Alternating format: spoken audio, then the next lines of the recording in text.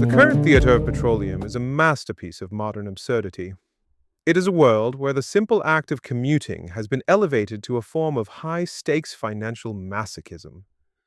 As a cultural auditor, I find the convergence of the Iran war and these strategic taco maneuvers, Trump always chickens out, to be a particularly poignant critique of our dependence on fragile choke points, and even more fragile egos.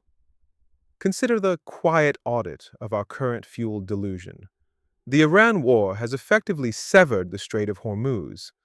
While Brent Crude flirts with $105 per barrel, the average citizen is performing a silent muhasabah, a deep self-reflection, at the petrol pump. They are wondering if the journey to the office is worth the literal sacrifice of their monthly savings. It is a choke point paradox.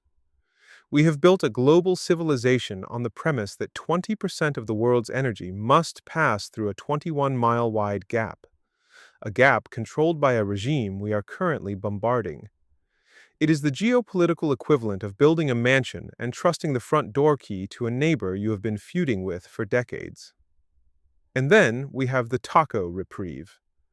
President Trump's decision to push his energy plant destruction deadline by another 10 days is being hailed by Wall Street as a diplomatic masterstroke. In reality, it is merely a 10-day extension of our collective anxiety.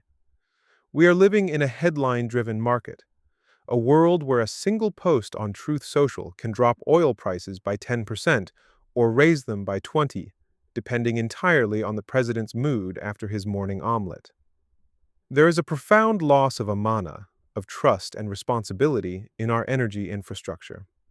In places like Australia, we have spent years shuttering refineries in favor of efficiency.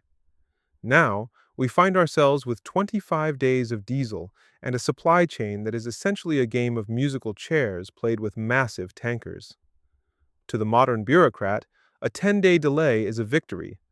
To the father in Singapore or Sydney trying to fill his tank, it is merely 10 more days of wondering if he should trade his car for a bicycle and a very sturdy pair of shoes.